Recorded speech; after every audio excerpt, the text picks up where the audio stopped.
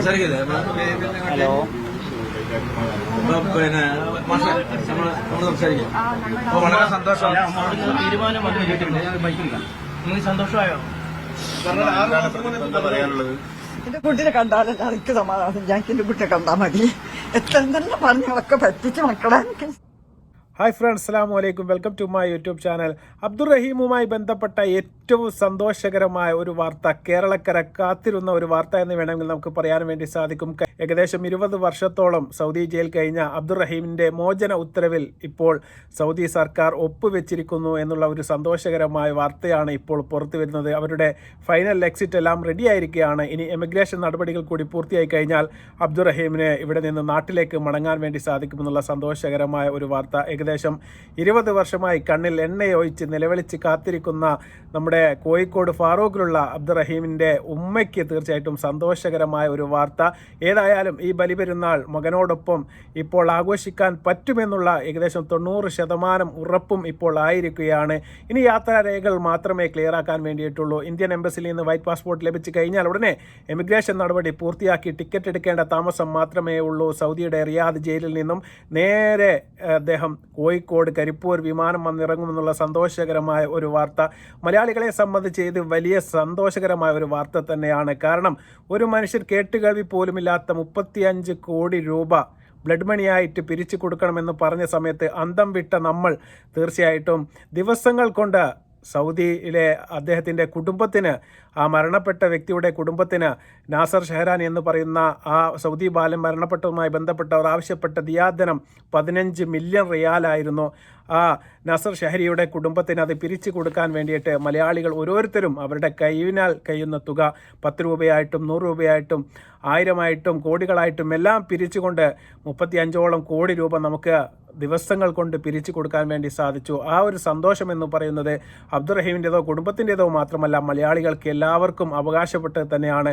അതുകൊണ്ട് ഈ ഒരു ഈദിന് അല്ലെങ്കിൽ ഈ ഒരു ബലിപെരുന്നാളിന് നമുക്ക് ഇരട്ടി സന്തോഷമാണ്. കാരണം ഒരു ജീവൻ, ചുരുക്കി പറഞ്ഞാൽ സൗദിയുടെ ജയിലിൽ കൊലക്കുറ്റത്തിന് മരണശിക്ഷയാണ് വിധിയെന്ന് നിങ്ങൾക്ക് എല്ലാവർക്കും അറിയാം. അത് കാത്തിരുന്ന ഒരു മനുഷ്യനാണ് ഈ അബ്ദുറഹീം. സ്വപ്നത്തിൽ പോലും അദ്ദേഹം വിചാരിച്ച് കാണില്ല അദ്ദേഹത്തിന് ജയിൽ മോചനം. തീർച്ചയായിട്ടും ആ ഒരു കൊലക്കുറ്റത്തിന് ആ കുടുംബം മാപ്പ് നൽകിയതോടുകൂടി ദിയാധനമായ 35 കോടി, ഏകദേശം 34 കോടി രൂപ ഇന്ത്യൻ പൈസ, അതുപോലെ തന്നെ സൗദി റിയാലാണെങ്കിൽ 15 മില്യൺ റിയാൽ കൊടുത്തതോടുകൂടി ആ ഒരു കേസ് മാപ്പായി തീരുകയായിരുന്നു. അതിനുശേഷം ഗൂഢാലോചന കുറ്റത്തിൽ സൗദി സർക്കാർ വിധിച്ച ഏകദേശം 20 വർഷ തടവ് അദ്ദേഹത്തിന് അനുഭവിക്കേണ്ടതായിട്ട് വന്നു. ഈ കഴിഞ്ഞ ദിവസമാണ് അദ്ദേഹത്തിൻ്റെ ആ 20 വർഷം പൂർത്തിയായത് എന്നുള്ളതാണ്.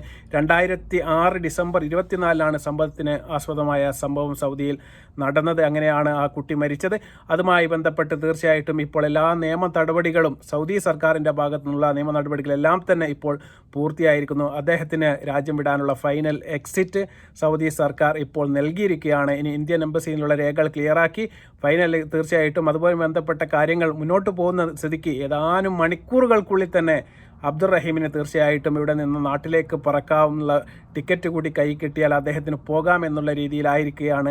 വളരെ സന്തോഷമെന്ന് മാത്രമേ നമുക്ക് പറയാനുള്ളൂ. ഞാൻ പറഞ്ഞതുപോലെ ഓരോ മലയാളികൾക്കും സന്തോഷിക്കാനും അഭിമാനിക്കാനും പറ്റിയ ഒരു നിമിഷം തന്നെയാണ് ഇത്. തന്നെയാണ് അബ്ദുറഹീമിൻ്റെ സഹോദരനും, അദ്ദേഹത്തിൻ്റെ പേര് നസീറാണ്. അദ്ദേഹം ഈ വിവരം നമ്മോട് പങ്കുവെക്കുന്നുണ്ട്. നമുക്ക് അത് കേൾക്കാം. പെട്ടെന്നായിരുന്നു, എക്സിറ്റ് അടിച്ചു, എല്ലാം ക്ലിയർ ആയി എന്നുള്ളൊരു വാർത്ത വന്നിട്ടുണ്ട്. ഇനി അവൻ്റെ എമിഗ്രേഷൻ നടപടിയാണ് നടന്നുകൊണ്ടിരിക്കുന്നത്. അത് കഴിഞ്ഞാൽ ഉടൻ ടിക്കറ്റ് എടുത്ത് എത്രയും പെട്ടെന്ന് നാട്ടിലെത്തും എന്നുള്ളതാണ് നമുക്ക് കിട്ടുന്ന വിവരങ്ങൾ. അവർ പറയുന്നത് ഉമ്മാൻ്റെ ഒപ്പം പെരുന്നാൾ കഴിപ്പിക്കാനുള്ള അതിൻ്റെ ഒരു സ്പീഡപ്പിലാണ്. അവിടെ എല്ലാവരും അതിൻ്റെ ജാഗ്രതയായിട്ട് നിൽക്കുകയാണ്. ഇനി ഇന്ത്യൻ എംബസിൻ്റെ കാര്യങ്ങൾ നടക്കാനുള്ളത്. ഈ സൗദിൻ്റെ ഏകദേശം കഴിഞ്ഞു, എക്സിറ്റ് അടിച്ചോടുകൂടി അവിടുത്തെ കഴിഞ്ഞു. ഇപ്പം സന്തോഷത്തിലാണ്. എന്നാലും അമ്മ വരട്ടെ എന്നുള്ള ഒരു ഇതിലാണ് ഇപ്പം നിൽക്കുന്നത്. എല്ലാവരോടും നന്ദിയും കടപ്പാടും വീണ്ടും അറിയിക്കുകയാണ്. നമ്മൾ പറഞ്ഞ പോലെ തന്നെ ഇമിഗ്രേഷൻ നടപടികൾ കൂടി പൂർത്തിയായി കഴിഞ്ഞാൽ റഹീമിന് യാതൊരു നിയമ തടസ്സവും ഇനി മുന്നിലില്ല. അദ്ദേഹത്തിന് സൗദിയിൽ ഇറങ്ങാൻ വേണ്ടി സാധിക്കുകയില്ല. സൗദി ജയിലിൽ നിന്ന് അദ്ദേഹത്തെ നേരിട്ട് കൊണ്ടുപോവുക ഇവിടുത്തെ എയർപോർട്ടിലേക്കാണ്. എയർപോർട്ടിൽ നിന്ന് ഇമിഗ്രേഷൻ നടപടികൾ പൂർത്തിയായാൽ നേരെ നാട്ടിലേക്ക്, കോഴിക്കോടേക്ക് തന്നെയായിരിക്കും അദ്ദേഹം യാത്ര തിരിക്കുക എന്നാണ് ഇപ്പോൾ നമുക്ക് കിട്ടിയ ഏറ്റവും പ്രധാനപ്പെട്ട ആ വിവരം. തീർച്ചയായിട്ടും ഇതിന് ഒരുപാട് പേർ അകമൊഴിഞ്ഞ് സഹായിക്കുകയും അതുപോലെ തന്നെ പ്രവർത്തിക്കുകയും ചെയ്തിട്ടുണ്ട്. അതിൽ ഏറ്റവും പ്രധാനപ്പെട്ട ആൾക്കാരാണ് നിയമസഭാ സമിതി റിയാദിലുള്ള. തീർച്ചയായിട്ടും അവരെ നമുക്ക് മറന്നുകൂടാ. തീർച്ചയായിട്ടും അതിൻ്റെ രക്ഷാധികാരിയായ അഷറഫ് എന്ന് പറയുന്ന വ്യക്തി ഇതുമായി ബന്ധപ്പെട്ട് ഇപ്പോൾ അദ്ദേഹം നാട്ടിലെത്തിയിട്ടുണ്ട്. അദ്ദേഹത്തിൻ്റെ വാക്കുകൾ നമുക്ക് കേൾക്കാം. ഇപ്പോൾ നിലവിൽ നമുക്ക് ലഭിച്ചിട്ടുള്ളത് അദ്ദേഹത്തിൻ്റെ മോചന ഉത്തരവിൽ ഒപ്പുവെച്ചു. ഒപ്പം എക്സിറ്റ് അടിച്ചു എന്നുള്ളതാണ്. ഇനി അതിൻ്റെ സാങ്കേതികമായ മറ്റ് നടപടികൾ പൂർത്തിയാക്കി യാത്രാരേഖകൾ ശരിയാക്കി അതിനുശേഷമാണ് നാട്ടിലേക്കുള്ള അദ്ദേഹത്തിൻ്റെ മടക്കയാത്ര ഉണ്ടാവുക. അപ്പോൾ അതിന് നാളെ നമുക്ക് എപ്പോഴാണത് കഴിയുക എന്നുള്ളത് ഒരു നിശ്ചിത സമയം ഉറപ്പ് പറയാൻ കഴിയില്ല. ഇതിനുവേണ്ടി റിയാദിലെ നിയമസഹായ സമിതി അക്ഷീണം യത്നിക്കുന്നുണ്ട്. അവരും അതുപോലെ തന്നെ റഹീമിൻ്റെ കുടുംബത്തിൻ്റെ പവർ ഓഫ് അറ്റോർണി ആയിട്ടുള്ള സിദ്ദീഖ് തുവൂരും ഈ കാര്യങ്ങളിൽ വളരെ സജീവമായി അദ്ദേഹത്തെ എത്രയും പെട്ടെന്ന് ഇനി ഒട്ടും വൈകാതെ തന്നെ എത്തിക്കണം എന്നുള്ളതാണ് ആഗ്രഹിക്കുന്നത്. നമ്മുടെയൊക്കെ ഒരു പ്രതീക്ഷ ഈ ബലിപെരുന്നാളിന് ഉമ്മയുടെ അടുത്ത് പ്രിയപ്പെട്ട റഹീം എത്തണം എന്നായിരുന്നു. പക്ഷേ റഹീമിൻ്റെ കഴിഞ്ഞ ബുധനാഴ്ച ദുൽഹജ്ജ് 3-നാണ് 20 വർഷം പൂർത്തിയായി റഹീമിൻ്റെ ശിക്ഷാ കാലാവധി കഴിഞ്ഞത്. അതിനുശേഷം തൊട്ടടുത്ത ദിവസം തന്നെ അവിടെ ഹജ്ജുമായി ബന്ധപ്പെട്ട് ഈദ് ഹോളിഡേയ്സ് ആരംഭിച്ചു. അതുകൊണ്ട് നമുക്ക് ഈ നടപടികളിലേക്ക് മുന്നോട്ട് പോകാൻ സാധിക്കാത്ത സാഹചര്യം വന്നു.